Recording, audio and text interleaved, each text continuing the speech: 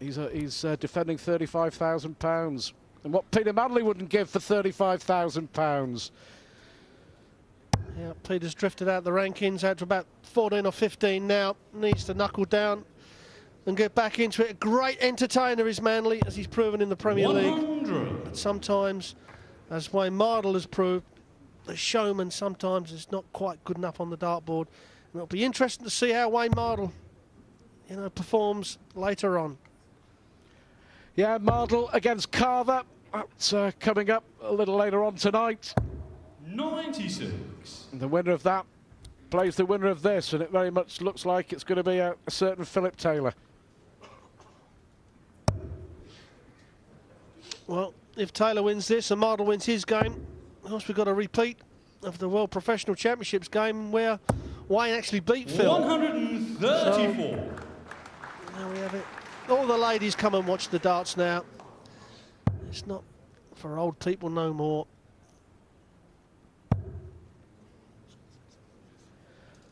Well, look at this from Taylor.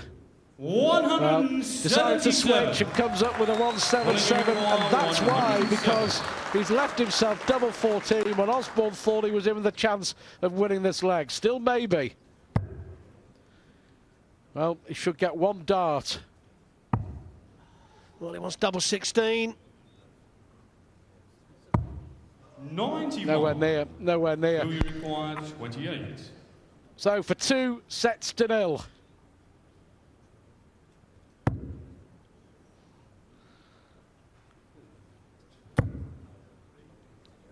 Now then, he might have done himself a favour there because he's actually opened up the bet, and he has, absolutely. Phil Taylor. I'm sure that was more by luck than judgment, but the first dart was blocking the bet. The second attempt shifted the dart. The bet opened up. It's 2 sets to 0. Thanks very much. The power is on cruise control.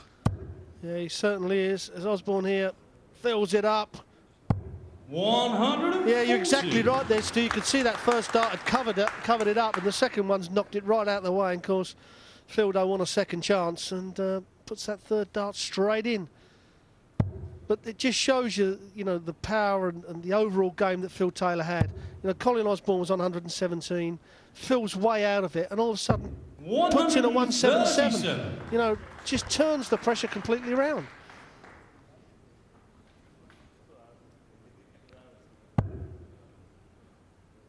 You've got to say Osborne will be disappointed with the way he's performed so far. We've seen glimpses, but let's be honest, Rod, he's a much, much better player than this. 134. Well, if he goes on and loses this, Stu, I think he'll look at that first set. Especially when he made it 1-1 and kicked off bad. He didn't really hit a treble, I think, for 9 darts in that third leg of that first set. And that was a chance. That was a chance to get that first set under your belt and put a little bit of pressure on. But, of course, he didn't do that. And then you know what Phil's going to do. And what Phil has done is just piled it back onto Osborne.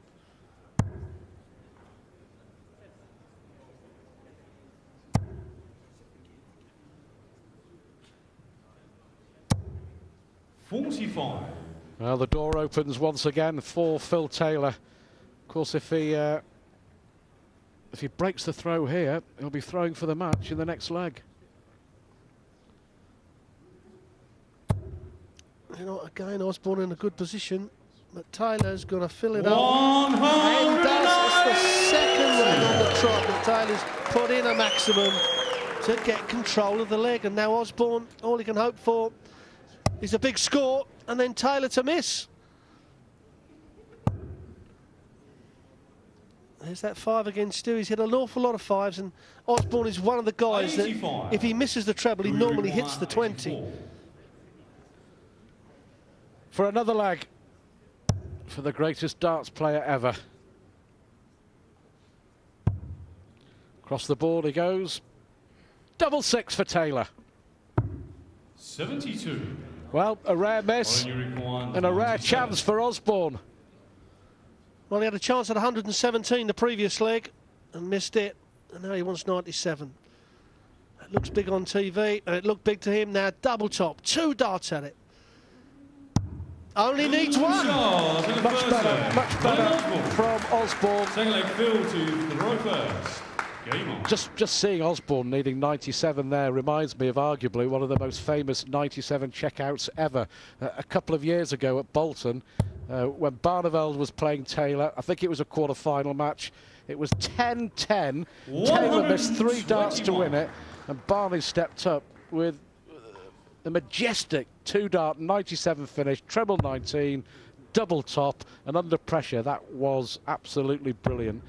Well, that 97 checkout has given Osborne a little bit of hope. 96. Only his second leg of the match so far, Colin Osborne.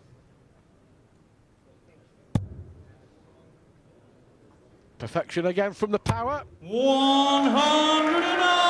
Well, you can see the concentration and the same pace in every single dart that Phil Taylor throws.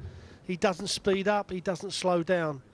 You know, even though that first dart may be perfect in the treble 20, total concentration for the second and third. 97.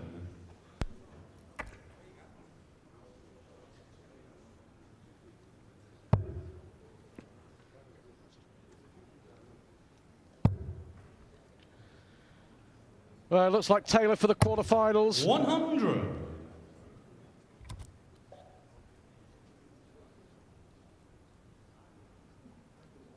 Currently ranked number 18 in the world, Colin Osborne, but will be in the top 16 pretty soon. 100. It's very tight from about 14 to 20 in those world rankings. That's why this tournament's so important.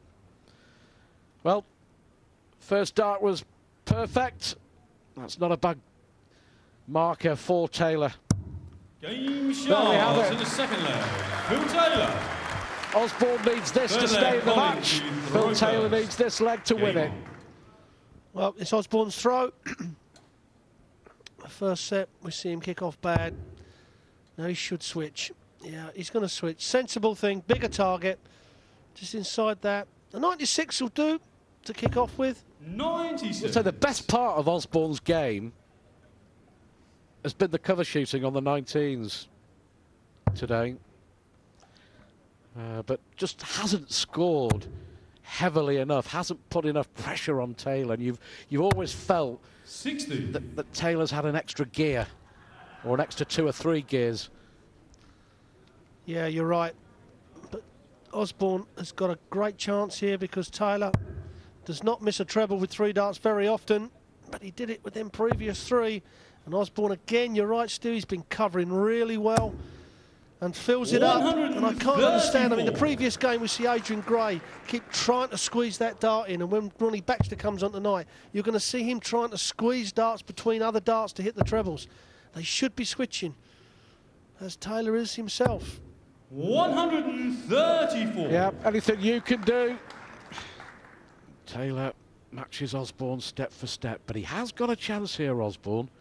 If he can just hold it together, and that's the perfect first dart.